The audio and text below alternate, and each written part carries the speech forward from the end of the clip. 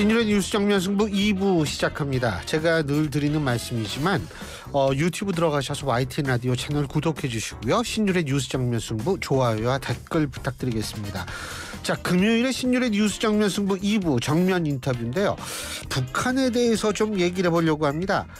여러분도 뉴스에서 다 보셨을 텐데 김정은이가 군사 관련 회의에서 한국 지도 위에 우리 서울을 가르치면서 전쟁 준비를 더 공세적으로 하라 이런 얘기를 했다라고 하는데 추가 도발에 나설 수 있다는 우려도 나오고 있습니다. 자, 이 문제 어떻게 바라봐야 될지 아산정책연구원 차두현 수석연구위원과 얘기 나눠보겠습니다. 차 박사님 안녕하십니까? 네, 안녕하십니까? 예, 이제 왜 태풍이 북한 넘어갔잖아요, 그죠? 네네. 근데 북한이 이게 환감댐을 또 무단 방류를 하는 모양이죠? 네네. 지금 아마 자기들도 이 수위 조절이 지금 힘들다라고 생각이 되기 때문에 무단 방류로 들어간 거는 맞는데요. 예. 이미 환강댐 같은 경우에는 사실은 이 남북한 간에 지금 수계를 공유하는 부분이기 때문에 예. 정상적인 이 체제가 하는 사고 방식이라면은 방류 전에 미리 정보를 알려주는 것이 이게 일반적인 관행이거든요. 그렇죠. 근데 이제 지금 무단 방류했다는 것 자체는 우리 피해 있던 없던 그거는 신경 안 쓰겠다라는 거죠. 예. 이거 진짜 2009년에 6명이 목숨을 잃는 참사도 있었지 않습니까? 그렇죠. 네네. 그러니까 근데 이거 어떻게 할 수가 없을 것 같아요. 북한이 언제 약속 지키는 게 아니잖아요. 약속한다고 해서. 네네, 그렇습니다. 그러니까 지금 제가 보기에는 두 가지로 볼 수가 있는데요. 첫 번째는 여전히 이런 수위 조작이나 대응 시스템에 조기 판단을 하고, 다시 말해서 이게 지금 위험 수위에 왔다든가 이런 거를 판단할 능력 자체가 여전히 떨어지기 때문에 실질적으로 자기들도 이게 정상적인 관행이 아닌 줄 알면서도 그냥 방류했다는 해석도 가능한데요. 최근에 남북한 관계 이거 보면 어떻게 보면 한번 골탕 먹어봐라 이런 심리도 있다라고, 저는 오히려 지금 요즘 맥락에서는 이런 해석이 더 타당성이 있다라고 봅니다. 사실 민족 어쩌고 얘기를 하는데 이 우리나라 국민들에 있어서의 목숨을 좀 중요시하는 모습을 보여줬으면 좋겠는데 이 사람들이 참. 그러고 참 김정은이가 말해요. 손가락으로 남한지도 가리키는 거 저도 이제 봤거든요. 그 뉴스에서 사진요. 차 박사님께서도 보셨을 텐데, 예? 네네. 이게 의도적으로 아마 그 사진을 공개를 했을 겁니다. 그죠? 네, 공개를 의도성이 있다라고 봐야 되고요. 다만 이제 지금 한번 해석하는 거는 이 전쟁 준비를 확실하게 하라 그러면 이게 내일 모레 이제 반드시 어떤 군사 행동을 벌일 거기 때문에 그 준비를 하라는 얘기는 아니에요. 북한이 왜냐하면 이런 이 중앙군사위원회 회의 같은 걸 할 때 전쟁 준비라는 얘기는 자주 나오고요. 다시 말해서 일종의 자기네들이 지금 자기들 방식대로는 일종의 무력 시위예요. 근데 이 무력 시위 자체가 어떻게 보면 작년 하반기하고 금년 상반기까지의 북한 행동으로 볼 때는 상당히 우리 국민들한테는 위협적으로 미칠 수 있거든요. 제가 볼 때는 이것까지 지금 의도에 넣고 있다라고 봅니다. 의도에 넣고 있다고 보고, 근데 그 안에 지금 두 가지 정도의 제가 볼 때는 고민도 지금 내재가 돼 있는 것 같아요. 하나는 어떻게 보면 북한 내부적으로요. 지금 이 정도로 남북한 관계가 상당히 지금 안 좋은 시기고, 그렇기 때문에 어떻게 보면 거꾸로 북한 쪽에 선전하는 거는 지금 계속 우리가 전쟁 책동하고 있다라는 거 아니에요. 그렇기 때문에 내부적으로 단결해야 될 거다라는 필요성을 은근히 강조하는 것도 있고요. 두 번째는 북한의 북한 용어로는 전승절이죠. 정전협정 70년 열병식을 하면서, 열병식에도 나왔지만 이미 그동안 이 무기 체계라든가 몇 개를 계속 지금 자기네들 시간표대로 이 발전시키고 나갈 때 개발하고 있다라는 인상을 주려고 노력을 해왔거든요. 근데 거꾸로 뒤집으면 그 다음 카드가 지금 마땅히 준비가 돼 있지 않다라는 거예요. 다시 말해서 그 전승절 열병식을 보면 굉장히 여러 가지 무기들을 지금 이 제시를 했고 그걸 통해서 자기네들의 이제 군사력을 시위하려고 했지만 정말 외부에서 보기에 와 이전에 이 선까지 왔구나를 깜짝 놀랄 만한 네, 그런 몇 가지는 여전히 보여주지 못했거든요. 대표적인 것이 북한 스스로 얘기했던 초대형 핵탄두라든가 아니면 뭐 이 원자력 잠수함 진수라든가 그리고 이제 이 군사 정찰 위성을 다시 발사해서 성공한 이거는 전부 엄청난 돈이 더 추가로 들거나 아니면 군사 과학 기술이 상당 수준에 있어야 가능한 것들이거든요. 이건 현실적으로 못 보여준단 말이에요. 그러면 그게 아니고서라도 지금 그러니까 받게 되고 계속 얘기하고 싶은 거죠. 내가 이 정도로 준비가 잘 돼 있고 지금 나를 계속 압박하면 내가 무슨 사고를 칠지 모른다. 이런 걸 보여주는 한 수단인 게 이제는 한국 쪽에 보도될 걸 알면서 이제 서울을 짚어서 이제 마치 군사 행동을 할 것처럼 그렇게 보여준다든가 이런 것들이에요. 제가 한번 예를 들어보면 2017년에 그 당시도 그 당시는 미국 관계 남북 관계뿐만 아니라 미국 관계도 상당히 긴장기에 있을 때거든요. 그때 북한이 한 게 괌에 대해서 포위 타격하겠다라고 얘기를 했었죠. 맞아요. 2017년. 그리고 계획서 지금 직접 보고하는 것도 보도를 했고요. 근데 결국 괌에다 못 쐈단 말이에요. 큰일 나죠. 다시 말해서 그러니까 계속 일종의 제스처는 취하고 있는 거예요. 왜냐하면 이거를 제스처에 지금 북한 내부적으로 지금 자기네들이 계속 어떤 강경한 메시지를 보여주거나 태세 같은 거를 대내외적으로 과시하지 않으면 자기네들이 굉장히 기싸움에서 밀린다라는 생각은 하고 있는 것 같아요. 지금 차 박사님께서 이제 내부 결속력이라는 그런 의미 부여도 하셨는데 제가 갑자기 생각이 난 게 왜 얼마 전에 열병식 했잖아요. 그죠? 근데 그 열병식에 깜짝 놀라는 부대가 하나 쑥 지나가더라고요. 그게 뭐냐면 바로 방패 들고 시위 진압 부대거든요. 근데 북한에서 시위가 일어날 가능성이 그렇게 크지 않을 텐데 그거를 보여주는 열병식 때 보여주는 의도가 전 굉장히 궁금해지더라고요. 이게 북한도 지금 내부적으로 그럼 좀 김정은 정권이 겁먹을 정도의 어떤 그런 움직임이 있나? 이런 생각도 사실은 해봤어요. 어떻게 보세요? 체제 특성상 그거를 의심해 볼 단계는 됐습니다. 그러니까 그런 정보가 밖으로 나올 단계는 아닌데요. 사실은 어떤 체제가 이제 보통 위험에 처할 때 절대적으로 빈곤한 체제는 오히려 그 체제에 대한 반항 운동이 일어나질 않아요. 그러니까 이건 일단 자기 먹고 살기 바쁜 거죠. 그런데 이게 뭔가 나아질 것처럼 장기간 기대를 품고 있는데 그게 해결되지 않거나 하는 경우에는 오히려 이제 그 체제에 대한 반발감이 굉장히 올라가거든요. 그러니까 북한 같은 경우에 이제 지금 2018년부터 한번 시계를 돌려보면 장기간 이제 국제제재에 노출돼 있었잖아요. 근데 미국 이 싱가포르 회담이 있은 이후에 북한 내에서도 제재가 이제 조기에 해소될 수 있다라는 이 희망적인 관측들은 나왔었어요. 근데 이게 그 이후에 하노이 노딜이라든가 그 이후의 상황에서 이게 일단 한번 물 건너갔거든요. 그 다음에 얘기한 게 자력갱생을 계속 얘기를 했잖아요.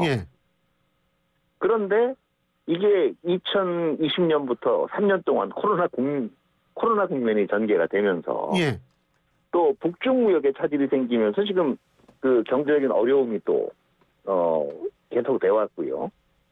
사실 그동안은 이런 겁니다. 북한이 이제 과거에 고난의 행군을 겪고 이랬기 때문에 북한 주민들도 이제 궁핍을 대비해서 일정 부분 자원을 비축해 놓은 것들이 있을 거예요. 그럼 그거라도 믿는 구석이 있을 거잖아요. 지금은 어렵지만. 이게 코로나 국면 3년 동안 고갈이 돼버렸을 가능성이 굉장히 커요. 그러면 지금 여러모로 탈출구 안 보이고 제재는 안 풀릴 것 같고 이렇게 되면 주민들도 지금 뭐 하고 있는 거냐라는 불만이 계속적으로 사오를 수가 있겠죠. 자, 김정은이 이른바 얘기하는 이 2017년 이후에 얘기했던 경제와 군사력, 경제와 핵의 병진 정책을 얘기하면서 지금 결과적으로는 그 주민들이나 여기 내세울 만한 거는 이제는 군사력밖에 없단 말이에요. 근데 거기에 대해서 만약에 내부적으로 생각이 약한 모습을 보이면 이거는 그 최고 지도자의 권위 자체가 지금 흔들리게 돼 있는 단계거든요. 그렇기 때문에 당장 어떤 외부의 정보가 노출돼 있는 다른 체제나 다른 국가들처럼 이게 정치적인 시위라든가 아니면은 어떤 소요나 폭동으로 나타나진 않겠지만 아마 그 북한 권력 엘리트는 내부적으로 생각할 때 이거 지금 뭔가 조금 심상치 않고 지금 상황을 그대로 방치했다간 위험하겠다라는 생각도 지금 하게 될 거예요. 그렇다면 보여줄 수 있는 건 두 개죠. 어쩔 수 없다. 이 길로 갈 수밖에 없다라는 걸 계속 주민들한테 주입하는 거고요. 예. 외부적으로 압박이 들어오기 때문에 우리가 어쩔 수 없이 그렇게 대응하고 있다는 걸 주입하는 측면도 하나가 있고요. 두 번째는 결과적으로 그러면서 계속 주민들을 심리적으로도 그렇고 물리적으로 동원 상태로 만드는 거죠. 그러니까 지금 계속 주민들 이 사상을 가지는 결의단체라든가 아니면은 이제 민간의 이 준군사 조직가를 동원한 열병식 준비라든가 이런 것들이 모두 당분간 이 길 다른 마음을 갖추지 못하게 주민들을 계속 동원 상태로 묶어두는 거죠. 많이 이제 주민들의 불만이 점점 높아지고 진다고 가정을 한다면 이런 주민들의 불만을 조직화하고서 이럴 수 있는 이른바 북한 정권에 대한 체제 위협 세력이 실존할 수 있을까요? 아직은 없어요. 그리고 아마 제가 보기에는 빠른 시간 내에 그런 게 조직되기도 힘들 겁니다. 그게 북한 체제의 특징이기도 하고요. 예. 다만 그렇다라고 그게 무한정 안전하다는 건 아니에요. 사실은 시민단체라든가 이런 그 세력을 통해서 조직화되는 것도 초반에는 평화적인 그 방법에 의한 반항운동을 시작을 하거든요. 예. 저항운동을. 근데 그게 없으면요. 갑자기 그런 중간 단계가 없이 굉장히 폭력적으로 불만이 터져나올 수가 있어요. 예. 그렇군요. 어쨌든 북한, 저는 그때 그래서 그 시위 진압부대 보면서 아주 특이하다라고 봤어요. 예전엔 나타나지 않았던 부대인 것 같은데 막 갑자기 그런 걸 보여주면서 이게 겁주려고 하는구나 북한 주민들한테 그런 생각을 해서 여쭤본 거고. 그리고 참 18일 날 왜 캠프 데이비드 있잖아요. 거기서 한미일 3국 정상회담 있는데 이 한미일 정상회담에서 어떻게 보다 북한 핵 문제라든지 이런데 좀 진전된 어떤 얘기들이 나올까요? 어떻게 보세요? 네, 지금 어차피 지금 그동안 주로 한미일 삼국 협력 얘기 나올 때 주로 안보 협력이 주된 이 이슈의 하나였고요. 예. 또 안보 협력 중에서도 북한의 핵 미사일 위협에 대한 공동 대응 이것들이 강조되어 왔기 때문에 이 부분은 아마 회의 의제로서도 그렇고 나오는 공동성명의 내용에서도 분명히 포함이 될 걸로 생각이 됩니다. 예. 그러다 보면 자연스럽게 나오는 얘기들이 결국은 북한의 핵 미사일 관련 이 상황이 생겼을 때 한국 정상들이 직접 협의를 할 수 있는 한라인 구축의 문제라든가 아니면은 한미일 3국 정보 협력의 강화라든가 이런 문제들이 아마 더 좀 심도 있게 삼국 간에 논의가 될 거고요. 예. 그리고 이제 지금 관련 이 미사일이라든가 핵 관련 직무들을 이제 조기에 탐지하기 위한 이런 공동 훈련이라든가 이런 방안들에 대해서도 이걸 이제 정례화하는 거라든가 이런 방안들에 대해서도 협의가 이루어질 걸로 예상이 됩니다. 그러니까 한미일 3국 공동 군사 훈련 정례화도 포함이 될 가능성이 있다. 자, 네, 그것도 가만히 일반적인 공동 군사 훈련이라는 게 우리가 한미 훈련하듯이 어떤 군사적인 기동 훈련보다는요. 아까도 얘기했지만 북한 미사일 궤적의 탐지 훈련이라든가 혹시 이 한반도 근처에 있는 대잠 활동, 북한 잠수함 활동에 대한 어떤 공동 탐지 훈련 이런 것들이 그동안 해왔던 훈련들이에요. 이게 주기상 정례적으로 이루어지지 않았을 뿐이죠. 이런 것들이 이제 의제로 들어갈 가능성이 분명히 있습니다. 예, 그러니까 한미연합훈련에 뭐 자위대가 참여하는 형식이다, 뭐 이런 예상도 가능할까요? 아니요, 그렇지는 않을 그렇진 거예요. 않고요. 예, 아마 그는 국민적인 정서나 이런 면을 충분히 고려를 할 겁니다. 왜냐하면 한미연합훈련은 우리 영토 내에서 하는 거잖아요. 그렇죠. 그렇죠. 예, 그러니까 만약 하게 되면 한국 훈련을 하게 되면 이제 그리고 일본 전력이 대대적으로 참가를 하게 되면 아마 공해상이나 한반도 인근에 이런 지역을 위주로 해서 이루어질 거예요. 근데 1차적으로 그런 어떤 연합훈련을 했을 경우에 가장 반발할 쪽이 북한도 물론 하겠지만 중국도 반발할 그렇죠. 것 같은데요. 예. 중국이 그동안 얘기해온 것들이 비핵화 해법으로 얘기한 게 이제 쌍중단, 쌍개병행 아니겠습니까? 근데 쌍중단이라는 게 북한도 이제 핵 활동을 중단을 하고, 이 한미는 연합훈련 같은 걸 중단을 하려는 건데 이게 두 개 자체가 일단은 등가적이라고 보기가 힘들고요. 그리고 이제 보면 이 쌍중단이라고 얘기한 게 핵 활동 결과적으로는 중단하라는 거잖아요. 근데 이걸 북한이 어겼을 때는 아무런 말이 없단 말이에요. 그 대표적인 게 지금 북한이 최근에 2021년 이후에 발사한 KN-23이라든가 KN-24, 25 이런 거는 이거 전부 갑자기 만들 수 있는 게 아니거든요. 그렇겠죠, 당연히. 이게 2020년 이후에 집중적으로 선보였다는 거는 2018년에 2019년 우리가 연합훈련 잠깐 이 축소하거나 뭐 유예한 적이 있었잖아요. 이 시기 동안에도 개발했다는 얘기예요. 엄밀히 얘기하면 중국 주장대로 쌍중단 얘기를 하더라도 쌍중단도 안 했다는 얘기거든요. 그렇죠. 그렇기 때문에 중국이 반발하고 나오겠지만 중국 논리는 아무래도 궁색한 거죠. 그리고 훈련 자체가 그 공격을 억제하거나 방어하기 위한 것이 주된 내용인데 이것 때문에 지금 특히 한반도에서요. 본인들의 안보 이익이 침해된다는 것 자체가 이런 식으로 뭐 이익이 침해된다라고 확장하면 뭐 항의 안 할 나라가 없는 거죠. 얼마 전에 또 열병식 제가 굉장히 인상 깊게 본 모양이던데 열병식에 대전차 미사일이나 로켓을 요격할 수 있는 어떤 능동적 방어 체계를 공개했었죠. 네네. 북한이요, 그죠? 그렇죠. 그러면은 이러한 것들이 우리가 또 어떻게 전략적으로 뭘 좀 바꿔야 되는 그런 차원의 사안으로 우리가 받아들여야 되는 건지. 제가 볼 때는 재래 전력 부분들에 대한 것은 뭐 그것도 앞으로 우리 국방 혁신 계획에 반영을 해야 되겠지만은요. 저는 이번에 쇼이구 러시아 국방장관이 왔던 거랑 무관하지 않다라고 봐요. 그러니까 한 몇 가지 메시지가 있는데 첫 번째는 북한 입장에서 핵무기를 주로 개발한다 그래요. 재래무기는 그냥 낙후된 상태로 놔두는 게 아니라 끊임없이 우리 북한도 북한 스스로 북한판 국방개혁하고 있다라는 거죠. 계속 첨단 무기로 발전해 나가고 있다라는 거고요. 자기네도 첨단 무기를 갖고 있다. 그리고 재래무기라도 두 번째는 이런 무기들이요. 사실은 보면 한반도에서도 그렇지만 우크라이나 전장에서 상당히 지금 러시아 입장에서는 기묘한 무기들이기도 해요. 이 면에서 자기들의 이 전략적인 이용 가치를 보여줬다라는 것으로도 해석을 할 수가 있죠. 그러니까 뭐 물밑으로라도 무기 또 팔아먹으려고 그런 거를 좀 슬쩍 보여준 것도 있다, 이렇게 이해해도 되겠네요. 그렇죠. 그리고 또 한 가지 제가 여쭤볼 게 뭐냐면 오세훈 시장이 오늘 페이스북에 이런 글을 올렸습니다.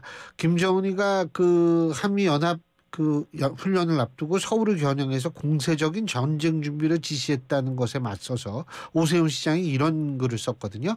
진지한 사회적 논의를 거쳐 자체 핵무장론을 진화 발전시킬 때가 왔다, 이렇게 얘기를 했는데 차 박사님께서는 어떻게 이 부분을 평가하시겠습니까? 물론 그 부분 자체도 개인적인 의견으로 얘기를 할 수가 있을 거예요.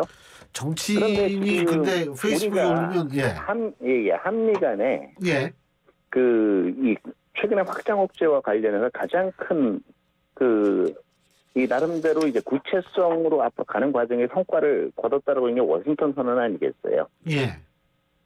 워싱턴 선언의 주된 내용 중에 하나가 어떤 겁니까? NPT 존수입니다. 예. 그러니까 NPT 체제에서 나가자라는 얘기거든요. 그런 주장은. 예. 물론 뭐 여러 가지 변수를 생각을 할 수가 있겠지만은 결과적으로는 지금 어차피 미국이 별도의 문건을 통해서 확정제 조치를 우리가 볼 때는 불충분할 수가 있지만 얘기한 것도 어떻게 보면 최초의 사례거든요. 예. 그리고 북핵 대응을 위한 한미일 안보 협력이라는 이런 전반적으로 추세가 지금 미국의 확정제를 강화하고 그러기 때문에 서로 여기에 대해서 협력을 더욱 촉진해 나가는 쪽으로 방향성이 잡혀 있단 말이에요. 예. 근데 이 과정에서 만약에 결국 자체 핵무장 얘기하면 그것도 못 믿겠다는 얘기거든요. 어허. 우리가 어떤 메시지를 주는 게 효율적인가 한번 생각을 해봐야 되겠죠.